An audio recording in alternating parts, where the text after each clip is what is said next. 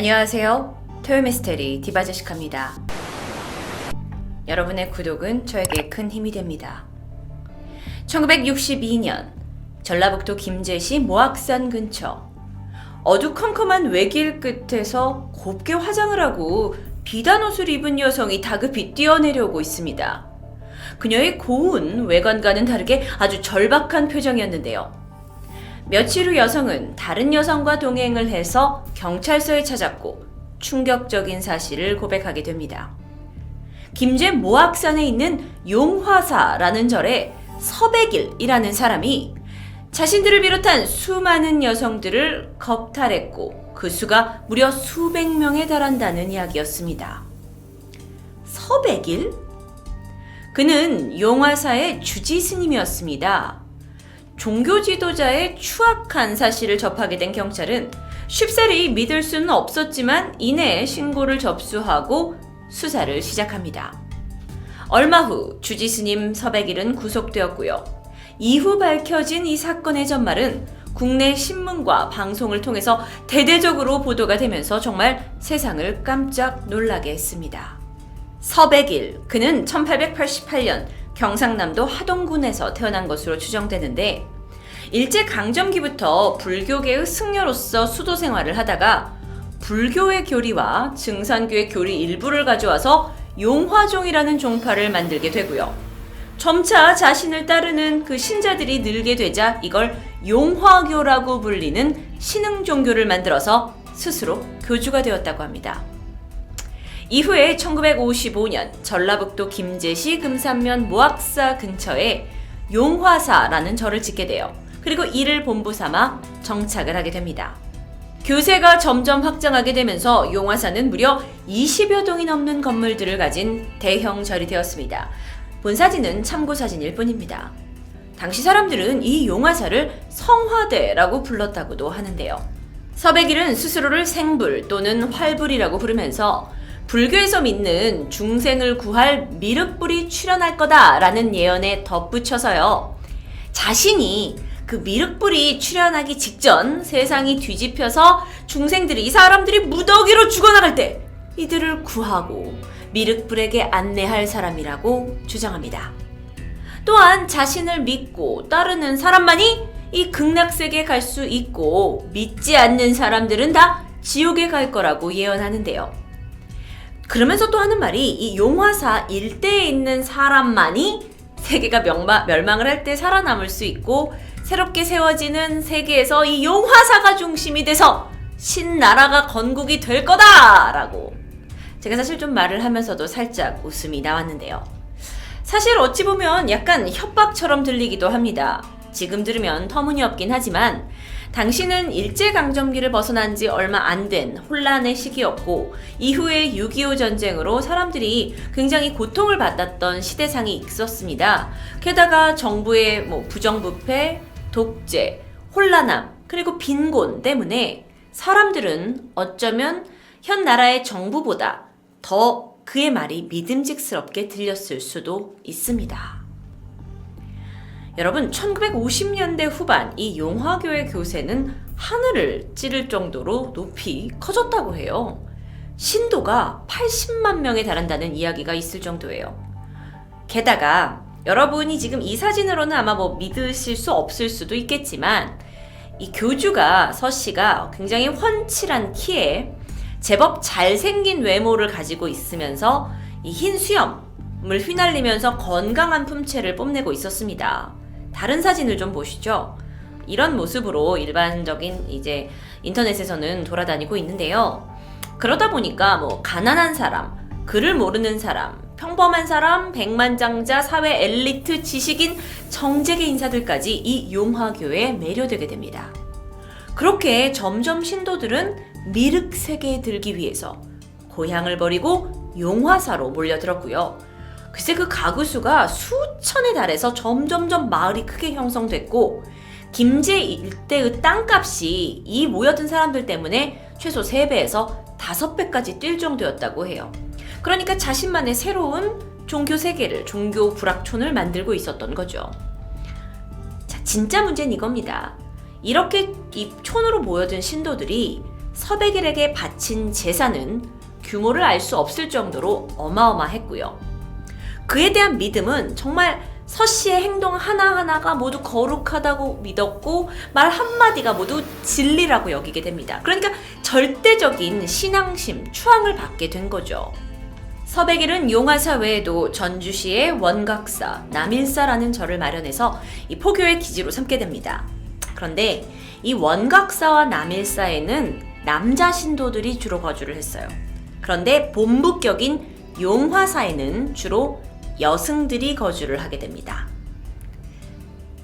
이상한 점이 있었어요. 신도들은 자신의 딸이 13살을 넘기면 용화사에 입적을 시킵니다. 그리고 이 세상이 이제 무너지고 막 천지개벽이 나고 나서 영생을 누리려면 용화사에 있어야 한다고 믿었기 때문이었어요. 그런데 여기서 충격적인 건 뭐였냐면 딸을 용화사로 보낼 때 대충 그곳에서 어떤 일이 일어날지 신도들도 예측하고 있었다는 겁니다. 그런데 그럼에도 불구하고 이 교주에 대한 충심을 보이기 위해서는 딸이 13살이 되면은 용화사로 보냈던 거예요. 그래서 주저하지 않았던 거죠. 용화사에서는요, 이 여승들, 그러니까 여자 승려들을 전체를 통솔하는 간부급 여인들이 있었습니다. 그들을 팔선녀라고 불렀어요. 제가 여러분께 보여드리고 있는 사진은 영화에서 따온 그냥 참고 자료일 뿐입니다. 이 팔선녀들, 그리고 그들을 보좌하는 육총리가 있었습니다. 그러니까 그들 안에 어떤 조직도가 있었던 거죠. 그리고 그 아래로 13살을 간 넘긴 일반 여승, 여수자로 불리는데 그들로 이렇게 나눠져 있었어요. 자, 근데 여기서부터 이제 좀 끔찍한 이야기가 시작이 되는데, 이 서씨가 나라의 부강을 위해서 음양신이라 불리는 문명신을 용화사로 모아야 한다. 그러기 위해서는 자신과 신도들이 몸을 희생해서 음양도수라는 것을 해야 한다고 말합니다. 자, 무슨 말인지 모르시겠죠? 음양도수라는 것은 신도들이 바친 딸들과 그가 몸을 섞는 것을 얘기합니다. 소위 성폭행이라고도 할 수 있죠. 그래서 여수자라 불리는 어린 여성들은 서백일의 부름에 의해 밤마다 그의 방으로 끌려가게 되고요. 밑에 있는 그 보좌관 육총리는 그날 간택된 여승의 이 까까머리에다가 가발을 씌우고 화장을 하고 비단옷을 입혀서 서씨의 수청을 들게 합니다. 정말 깜짝 놀랄 만한 일이죠. 그런데 그가 얼마나 이 색을 밝혔는지 신도들로부터 받은 재물을 가지고 몸에 좋다는 보약이란 보약은 다 사들였다고 해요. 그래서 그걸 매일같이 다려 마셨던 거죠. 그래서 이 용화사에서는 한약 냄새가 끊어지는 날이 없을 정도였다고 합니다. 아니, 그게 말이 되나요? 이렇게 어린 여승들이 거기서 이렇게 끔찍한 일을 당한다는 거 정말 지금으로선 상상도 할 수 없죠. 하지만 그 어떤 누구 하나 반항하는 사람이 없었습니다. 이 용화사 일대 마을이 거의 모두 그의 신도들이 거주하고 있을 만큼 정말 폐쇄적인 곳이 되어버렸고요. 가끔 가다가 이 서교주가 신도들의 집으로 방문하기도 했다고 해요.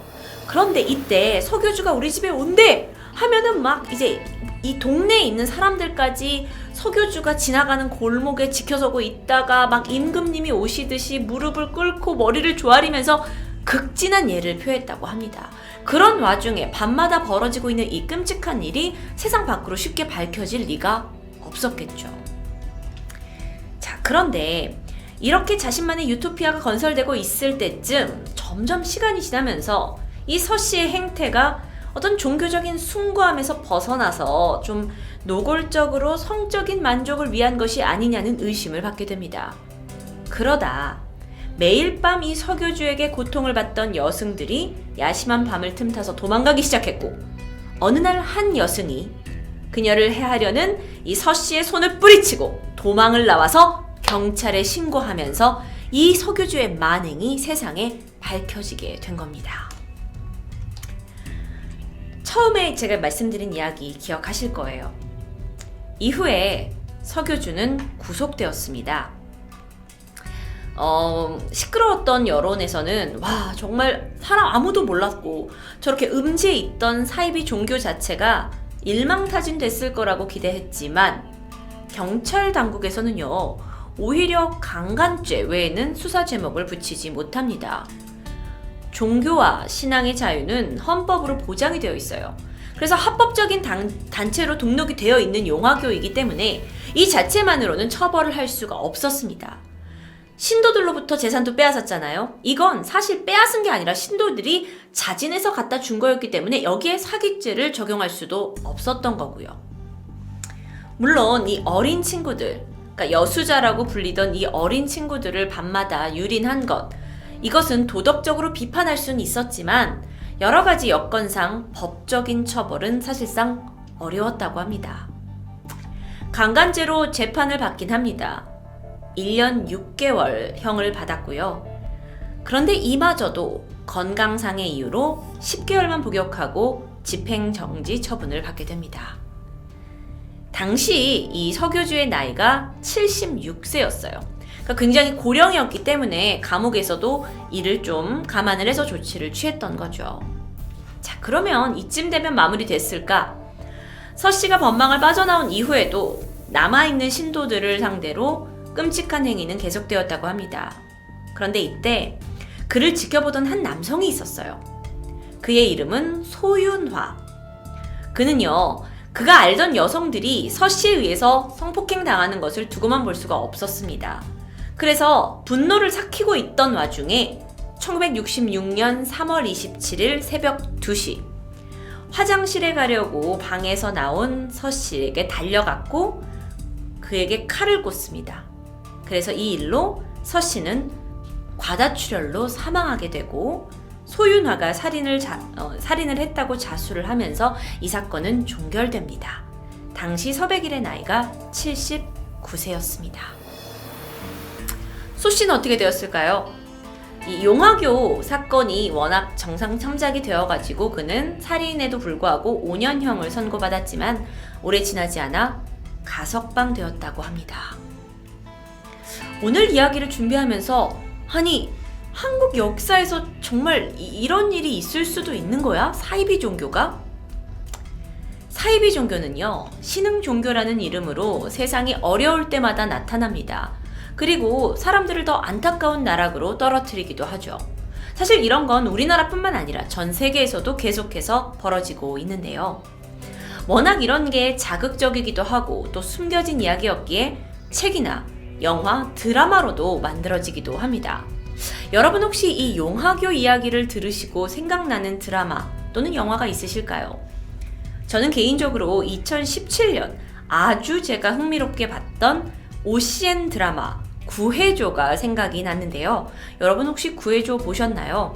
저처럼 이런 공포 스릴러를 좋아하시는 분이라면 분명 재밌게 보셨을 텐데 이때의 구해줘는 실제 사건이나 인물을 모티브로 하고 있지 않은 허구적인 스토리였습니다. 하지만 우리가 모르던 이 사이비 종교의 섬뜩한 모습을 그려서 정말 시청자분들로부터 많은 관심을 받게 됐죠. 이 구해줘에 나오는 교주 백정기라는 인물은요, 용화교의 교주 서백일과도 어쩌면 좀 닮은 모습이 있습니다. 이 서백일이 자신이 막 생불, 활불이라고 말하면서 막 긴 수염에다가 막 화려한 비단 옷을 입고 있었죠. 여기에 교주였던 백정기가 자신을 영부라고 부르라고 해요. 그러면서 머리 끝부터 발끝까지 하얗게 치장을 해서 마치 자기가 이 온 세계의 구원자인 것 마냥 행동을 했었습니다. 그러면서 사람들의 돈과 마음, 몸까지 갈취하는 모습이 좀 어떤 부분에선 좀 닮아 있는 것 같은데요. 사이비 스릴러로 새 장을 열게 된 구해줘가 시즌2로 돌아온다고 합니다. 자, 이게 그 시즌2의 포스터인데요. 전 사실 굉장히 기대를 하고 있어요. 이 전 시즌이 사이비 종교에 대한 이야기였다면 돌아오는 시즌2에서는 서울역, 부산행 이걸로 1000만 관객을 모았던 연상호 감독의 작품 애니메이션 사이비를 원작으로 두고 제작을 했는데요. 종교의 이름을 빌어서 사기를 치는 사람들, 즉 사람 자체가 사이비라는 이야기를 그리고 있습니다. 아주 흥미롭죠? 사기 전과범이 벌이는 종교 사기극 이야기로 그 선량했던 사람들이 각자의 이기적인 욕망으로 점차 변해가는 내용으로 전개된다고 합니다. 사기꾼들에 의해서 종교가 어떻게 이용되는지 정말 경각심을 불러일으키지 않을까 기대가 됩니다. 먼저 예고편 보고 가시죠. 꼭 잡고 싶은 게 있을 때 저절로 생겨나는 게 그게 믿음입니다. 우리 마을 분들이 모두 더 협심을 하셔야 됩니다. 뭐야 저거? 어떤 은혜가 오는지 기도 한번 해보세요. 세상에서 제일 싫어하는 게 구락하는 새끼야. 씨.